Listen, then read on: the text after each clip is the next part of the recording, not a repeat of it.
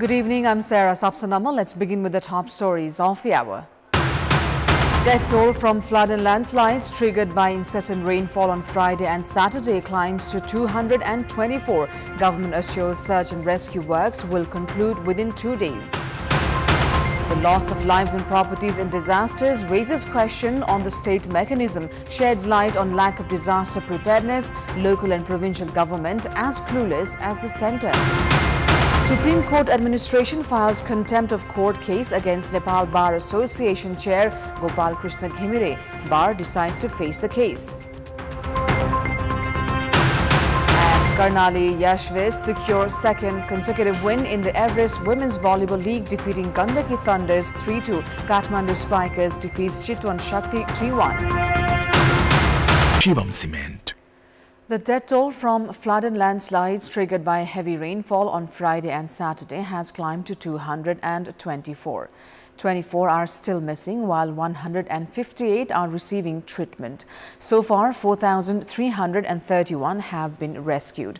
The government has estimated the losses in drinking water infrastructures at 3,550 million rupees, road infrastructures at 2,520 million rupees, energy 4 billion rupees, and irrigation infrastructures at 1 billion rupees.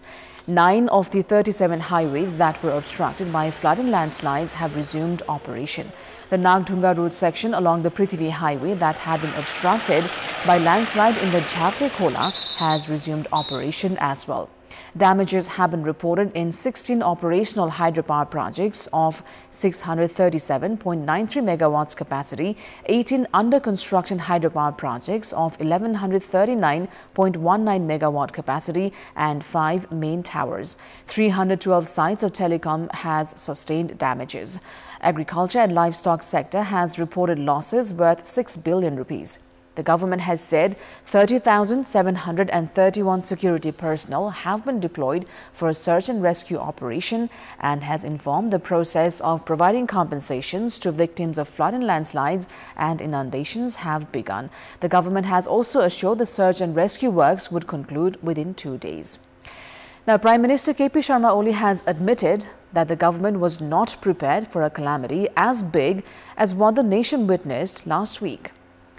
At the press conference held today at Singhadarwar, Premier Oli said that preparations were inadequate for a disaster as big as that one, and said that it had not occurred in the past. Premier Oli mentioned that structural errors also added to the crisis and said that the shortcomings should be corrected in the upcoming days. He also said that the sufferings of the victims of landslides, floods and inundation was the entire nation's to feel. He insisted that the government was doing its best and mentioned that any delay in rescue operation was not intentional. Premier Oli said that the government will immediately carry out relief, rescue and compensation works, resume transport operations and proceed with immediate and long-term plans. He also mentioned that the government was very serious in solving the problems of the cooperated victims and said that the amount of money that must be returned should be within the legal framework. In response to a question regarding appointing chair of Securities Board of Nepal, the Prime Minister said that the appointment process had begun during the previous government's tenure and urged to address the questions raised on alleged irregularities. The flood and landslides triggered by last Friday and Saturday's rain has once again shed light on the state's lack of preparedness with rescue and relief operation. It has also raised serious question on the government leadership, as many direct victims are still waiting for relief and hundreds are still stranded along the highways. On 23rd of September, the Meteorological Forecasting Division had issued a notice forecasting heavy rains from the 26th. It also released a map of high-risk areas with red alerts issued for 27 districts. The notice was also a call on the government for action. Just as predicted by the division, it rained heavy on Thursday last week, flooding many parts of the capital. But it was only late on Friday that the government called for a meeting of the Security Council Committee. That was also when people were swept away by flood in Nakku River and security personnel were carrying out rescue operation with bare hands. As ministers aired helpless comments, it was locals that actively worked for rescue works. By the time the acting Prime Minister called on the emergency meeting, the nationwide death toll had crossed a grim mark of 100 and thousands had been stranded across highways. Apart from lacking resources to conduct rescue and relief operation, the government also lacked proper information mechanism. On Sunday, when Kantipur television team reached the Jhaple Khola site, the one excavator sent to clear the debris had stopped working as it ran out of fuel. The rescue operation was further delayed due to procedural hassles in using the Army helicopter.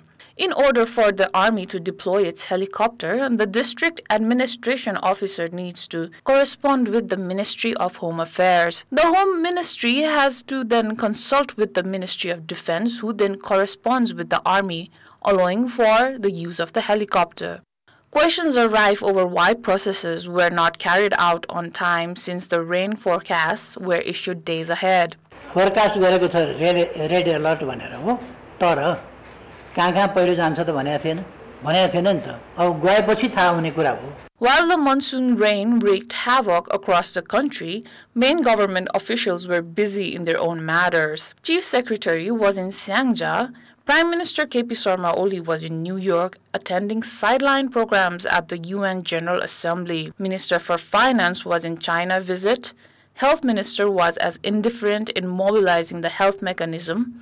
And the Minister for Physical Infrastructure was busy with his visit to his district. Even the all-party meeting called by the government was ignored by top leaders. The government also failed to mobilize around 70,000 youths trained by Nepal Army for disasters, which showed lack of coordination among state mechanisms.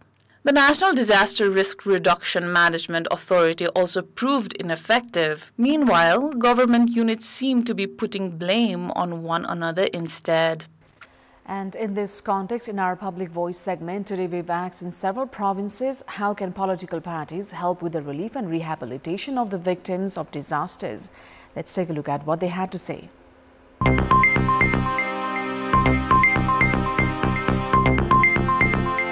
दलहरुसँग पर्याप्त मात्रामा अध्यक्ष नै भए पनि जनशक्तिहरु छन् ती जनशक्तिहरुलाई सही सदुपयोग गरेर चाहिँ उद्धार तथा पुनर्स्थापना र राहतमा केन्द्रित गर्न सकिन्छ. आफ्नो संगठनमा रहेको कार्यकर्ताहरुलाई चाहिँ यो सामाजिक सेवामा संलग्न हुनको निम्ति हामीले उत्प्रेरणा जगाउन सकिन्छ. आर्थिक संकलन गरेर हुन्छ राहत जुटाएर हुन सक्छ उनीहरुलाई प्रदान गरेर राहतको रूपमा चाहिँ तपाईको खाद्यान्नहरु चाहिँ राशन लत्ता कपडाहरु चाहिँ सहयोग गर्यो भने चाहिँ त्यो राम्रो हो. पार्टीका कार्यकर्ताहरुलाई कुनै निश्चित ठाउँमा विपद परेको ठाउँमा खटाएर आमसभामा मात्र प्रयत्न गरिकन एउटा चाहिँ देशलाई समस्या परेको बेला चाहिँ त्यो पनि परिचालन गरेर चाहिँ तत्कालको खाना र आवासको व्यवस्था गर्न सक्छन्. दलहरुले सबैले चाहिँ आफ्नो चाहिँ आर्थिक भौतिक जुनसुकै सहयोग पनि त्यो गर्नुपर्छ. राहत दिनु पर्यो नि त उनीहरुलाई गएर त्यो ठाउँमा गएर उनीहरुलाई कोर्डिनेसन गर्ने कुराहरु. दलहरुले के गर्नुपर्छ भने आफूले भ्याएको यथाशक्ति अनुसार सहयोग गर्नुपर्छ र आफूले नसक्ने कन्डिसनमा विदेशी दाज्य संस्थाहरुसँग पनि केही सहयोगको आह्वान गर्नुपर्छ. छिटो राहत दिने हिसाबमा जाँदाखेरि हामी सबभन्दा यो नेपालको जनताले धेरै आशीर्वाद दिनेछ. चामल दाल केही छैन हैन ओड्ने ओछ्याउने केही छैन भने त्यो सबैभन्दा पहिला जिउनको लागि त केही न केही गर्नु पर्यो नि. धेरैको त अब पुरै घरहरु गइसकेका छन् उनीहरुलाई टेन्ट सेन्टको व्यवस्था गरेर.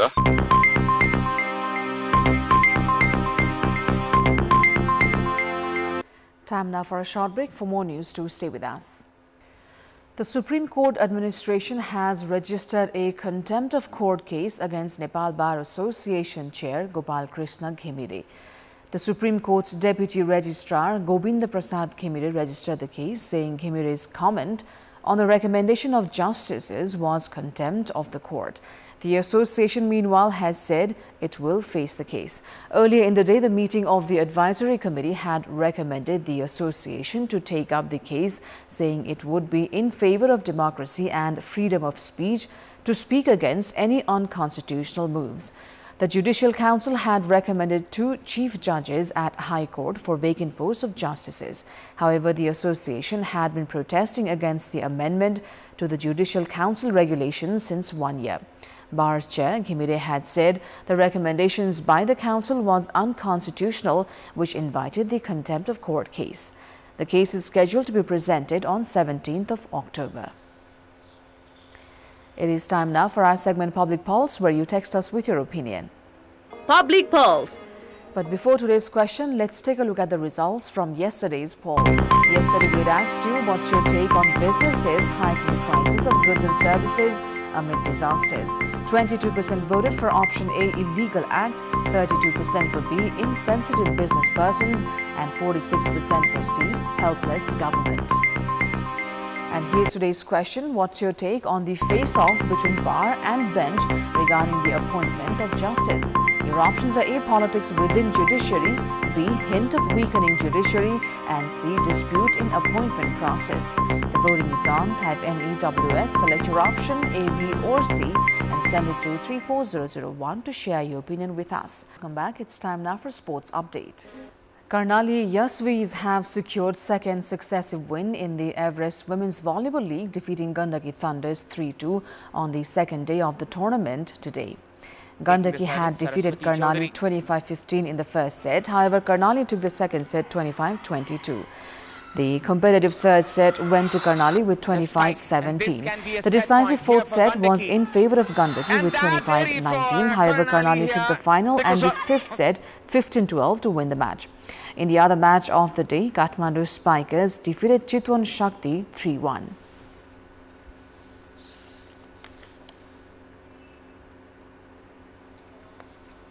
That is all for the moment. Thank you for watching. Good night.